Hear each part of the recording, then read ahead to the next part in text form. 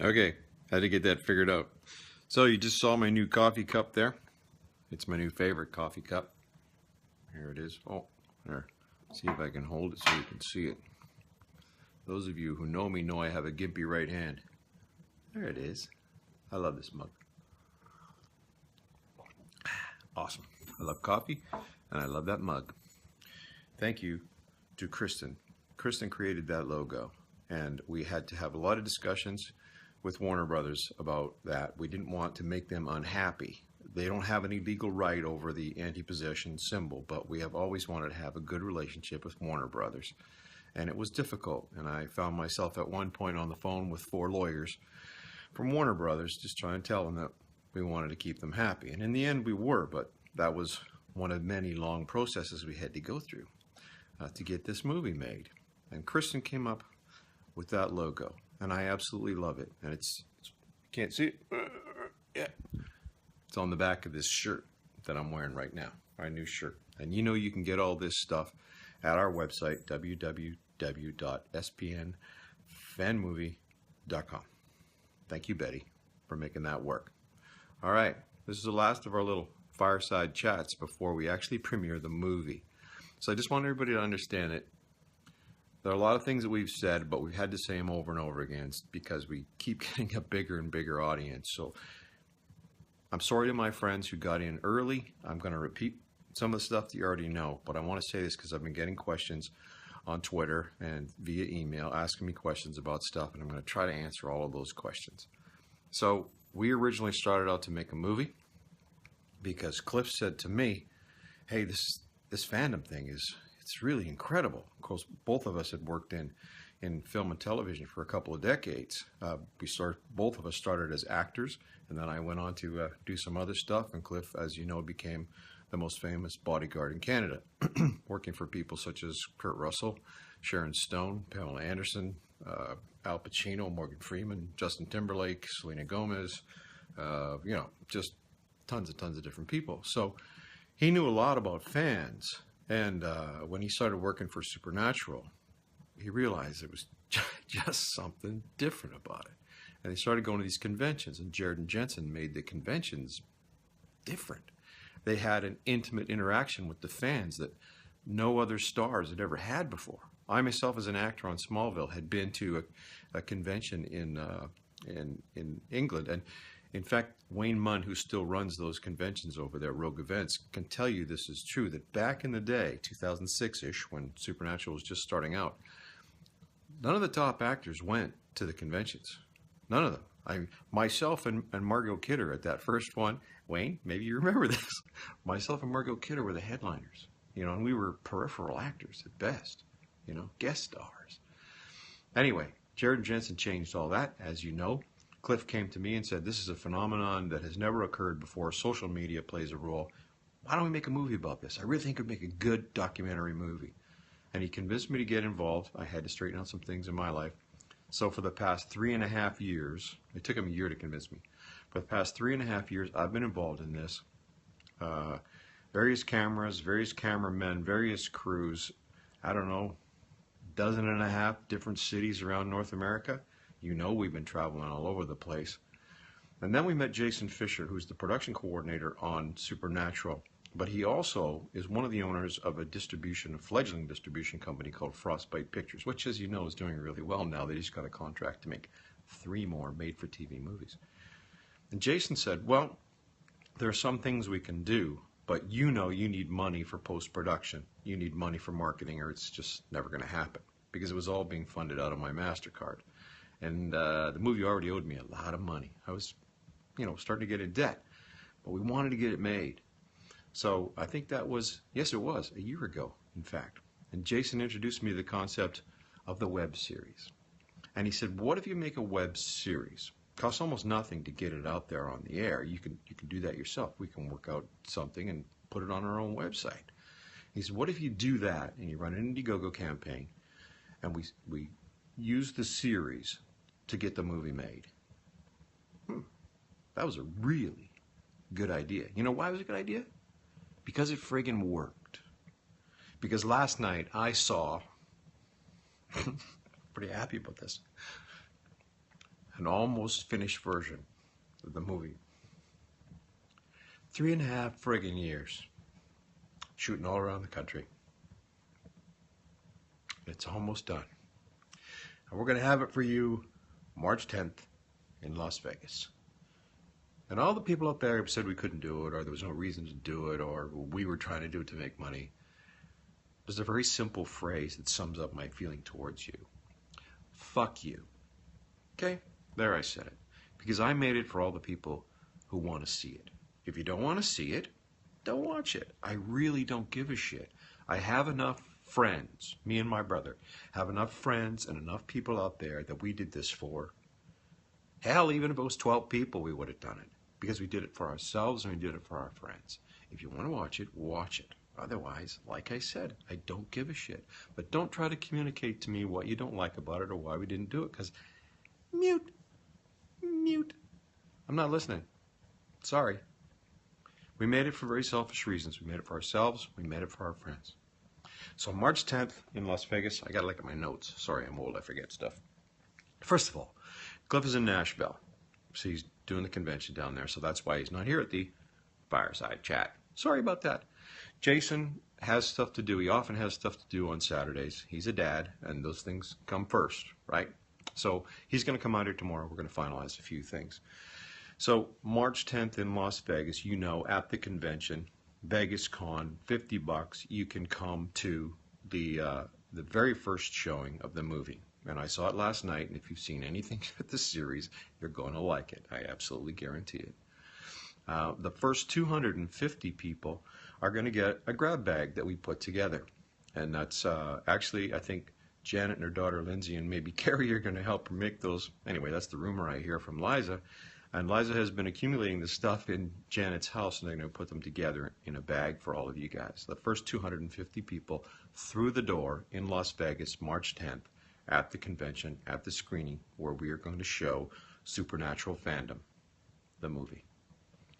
We are also, I wanted to talk to you about the Web Fest, because Jason Fisher first told me about web series, and I went to Vancouver Web Fest. Suzette runs that, and that was March last year. So it is pretty much exactly a year since the idea of a webcast was a web series was revealed to me. I had no idea what it was.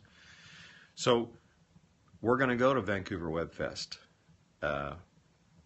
March the 18th to 20th. And we're going to have a big party with Frostbite. But we're going back to the Web Fest, the Vancouver Web Fest, very differently. We're in fact nominated for Best Reality Series. And we've submitted a couple of our episodes. Episode 6, as you know, was very dramatic. And we're hoping that we can come away with a trophy. And they made these really cool Swarovski crystal trophies. So that will be cool. Kristen has been submitting us to other web fests. This is just a bonus spin-off thing we did not think was going to happen. We had no idea. Kristen has been submitting us to other web fests. Lo and behold, they like us too. So we already got another one from, where did we get it from, Kristen? Hollyweb? Yeah, Hollyweb. But she submitted us to a ton of them. So we're going to try to go to some of those. If I don't go, then Jason's going to go, or Cliff's really busy, as you guys know, on the weekends. He's out with Jared and Jensen. But we're going to try to have somebody at these web fests if you happen to go to them. And they're usually fairly small events. They're not like big film festivals. In fact, they remind me of film festivals in the early days of film festivals. Yes, I am that old. The Vancouver Web Fest reminds me of what the Vancouver Film Festival used to be like 20, 25 years ago. It's really cool, and it's only for people who really love and know about films and filmmaking. It's not high commercial value stuff. It's things from the heart. It's important stories. Yes, the production value is a little bit lower because it costs you hundreds of thousands of dollars to finish off a film. But you know, and I know, that what really matters is the story. And that's what got us on this journey. The guys who made Catfish made it with iPhones and little teeny little ordinary cameras, and those guys said to us, don't worry about production value.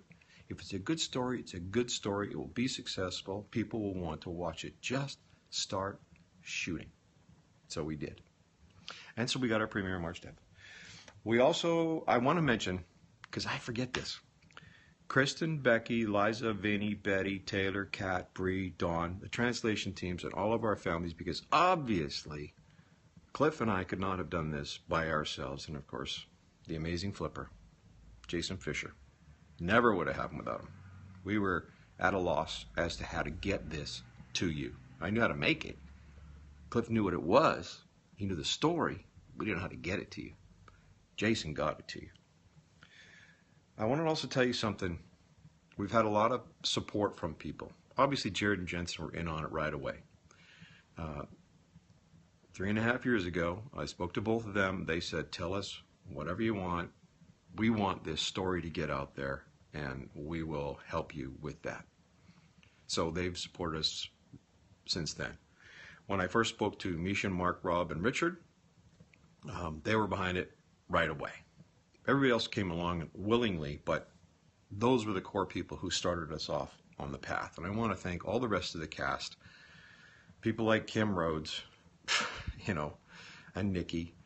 Sorry, I can't name you all. There's just too many cast members. You're going to see them all in the movie. We put every single cast member that we had interviewed in the movie. They're all in the movie. One good example, a story I always wanted to tell, I don't know if I ever told it properly, but Jeffrey Dean Morgan, who isn't involved in social media, I had to talk to him on the phone. Yes. Right away, was talking to Cliff and said, yeah, I want to do that for sure. I didn't know the man. So I went to Los Angeles, and as you know, I interviewed a bunch of people there in June last year.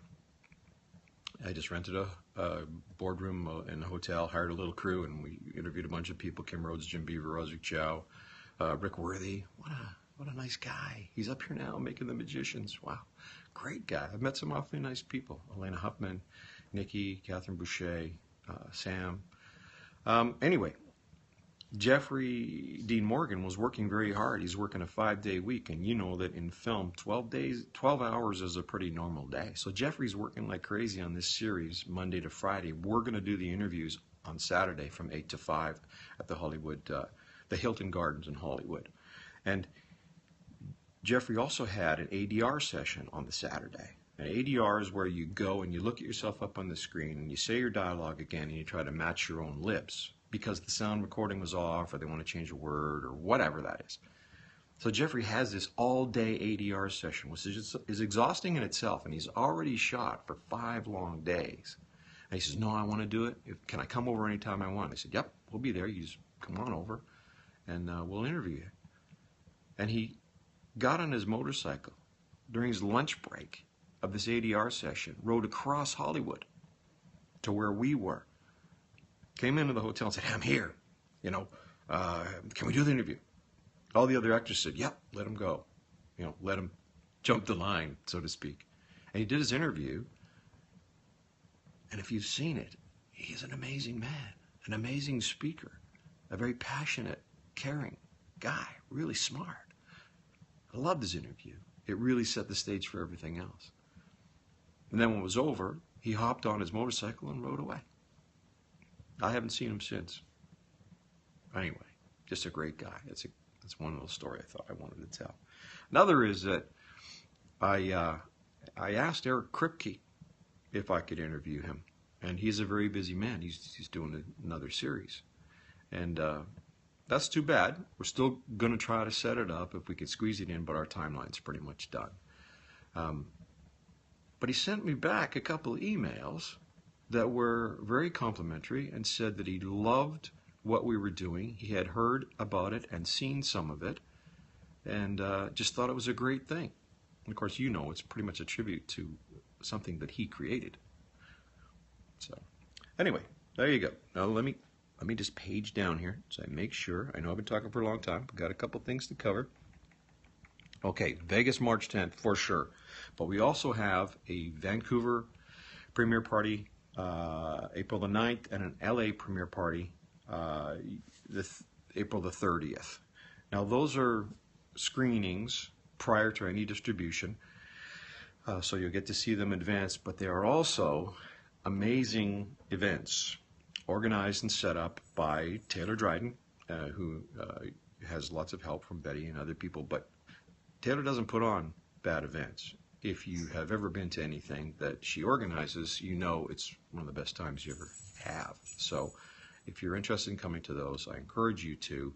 If you want to check out the venues for the screenings and the after party, those things are available. You've probably seen Liza tweeting about them, but you can also go to our website, www.twosharksmedia.com, and you can find out about that stuff. If you go to those, you will see me, and you will see Cliff, and you will see Jason. You can ask us questions. We can do selfies and hugs, and we're going to hang around all night, have a few drinks, talk about the making of the movie. You can ask us any question you want. If you're interested in buying any of the merchandise, we still have a few bills to pay, or if you just think the stuff is cool like we do, go to www.spnfanmovie.com, or you can buy the merchandise, or you can still buy the series. And thank you from the bottom of my heart for all you people who bought the series in advance and bought merchandise, because without you, no exaggeration, we could not have made this movie. And Ian McLeod, our absolute superhero of an editor, is in fact working right now, and I'll be communicating with him later today and over the next couple of days, right up until we bring a copy of the movie to you in Las Vegas. That's a lot of work over a lot of time and a lot of commitment. So Ian's a good guy, and guess what? He's coming to Las Vegas. So you guys who are there in Las Vegas can meet Ian, the guy who actually edited all the clips together. So make sure you thank him if you like the movie. All right, I think that's it. So I'm sorry Cliff and Jason couldn't be here. You just had to listen to me. And I don't know how many more of these we're going to try to do, but check with us in 2 weeks on Saturday morning at 9 o'clock Pacific Standard Time, and we'll see if maybe we can get Flipper and the Red Shark here. So from Blue Shark, thank you. We made a movie.